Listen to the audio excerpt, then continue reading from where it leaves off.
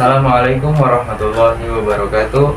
Nama saya Erlangga dengan NIM 2211200027.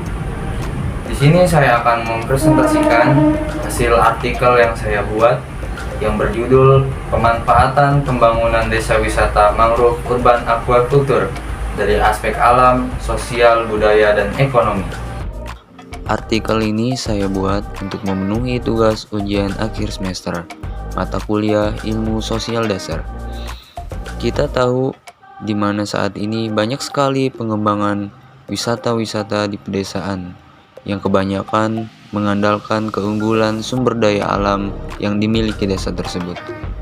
Hal ini yang menjadi daya tarik tersendiri bagi para wisatawan untuk berkunjung.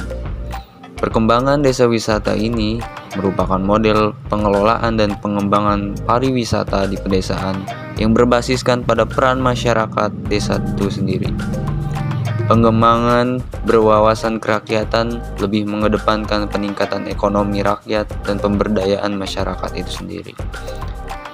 Desa wisata mangrove ini berlokasi di pesisir pantai Desa Ketapang yang memiliki karakteristik khusus dan ciri khas untuk menjadi daerah favorit tujuan wisata.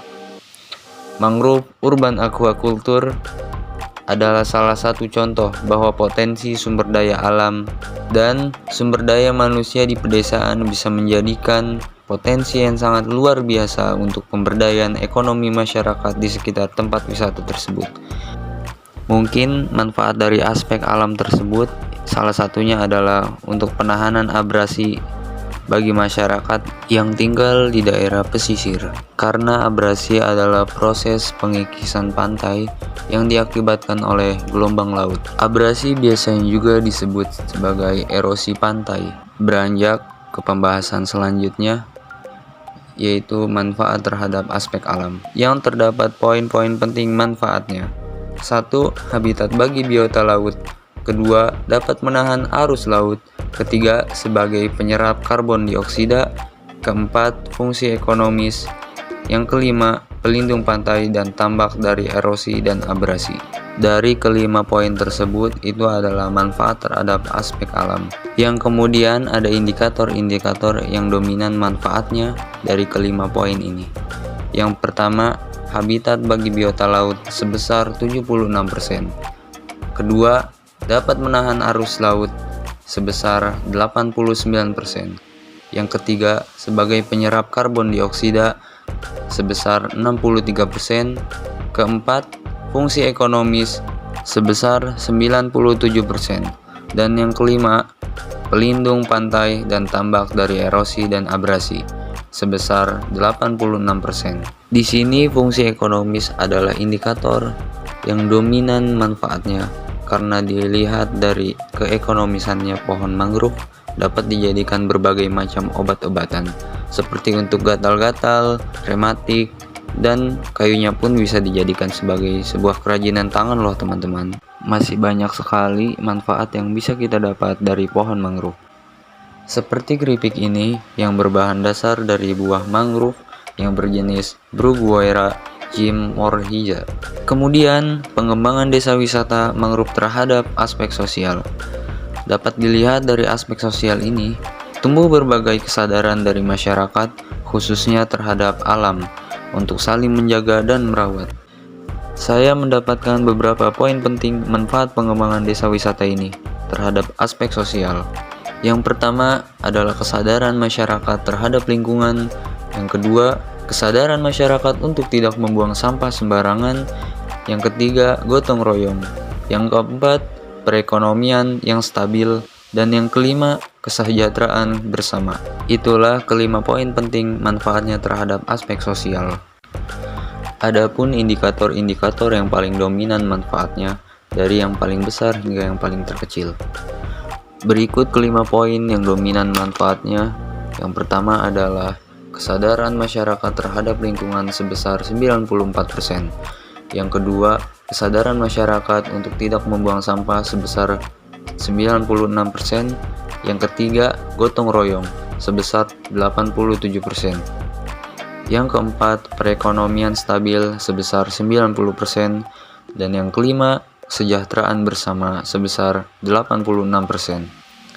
Di sini kita dapat melihat poin nilai yang paling dominan manfaatnya adalah munculnya kesadaran masyarakat untuk tidak membuang sampah sembarangan, yaitu sebesar 96%. Karena kesadaran ini sangatlah penting bagi kawasan wisata sebagai bentuk menjaga dan merawat lingkungan di kawasan hutan mangrove tersebut. Perkembangan desa wisata tentunya membawa banyak dampak positif terhadap perekonomian masyarakat, karena imbas dari sektor pariwisata ini apabila dapat dikelola dengan baik, akan berdampak pada semua sektor perekonomian di masyarakat. Berikut ini beberapa manfaat pengembangan desa wisata terhadap aspek ekonomi, yaitu yang pertama, terbukanya lapangan kerja, yang kedua, terjaganya mata pencaharian, yang ketiga, meningkatkan kewirausahaan, yang keempat, meningkatkan branding kerajinan tangan, yang kelima, menurunkan angka pengangguran dan kemiskinan. Dari kelima poin manfaat pengembangan desa wisata terhadap aspek ekonomi ini menunjukkan indikator yang dominan dari yang paling besar sampai yang paling terkecil sebagai berikut. 1. Terbentuknya lapangan kerja sebesar 83%. Yang kedua, terjaganya mata pencaharian sebesar 95%. Yang ketiga, meningkatkan kewirausahaan sebesar 86%. Yang keempat, meningkatkan branding kerajinan tangan sebesar 72%. Dan yang kelima, menurunkan angka pengangguran dan kemiskinan sebesar 88%. Dari kelima poin di sini, yang manfaatnya dominan adalah terjaganya mata pencaharian sebesar 95%, karena masyarakat di sekitar desa mangrove Ketapang tidak hanya bisa mengandalkan pencahariannya cuma hanya sebagai menjadi nelayan. Sekarang dengan berkembangnya wisata mangrove, masyarakat juga dapat mendirikan UMKM.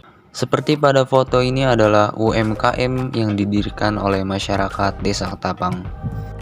Nah, sampai di sini ya teman-teman, pembahasan kita mengenai pengembangan desa wisata mangrove di Desa Ketapang, Kecamatan Mauk, Kabupaten Tangerang, Provinsi Banten.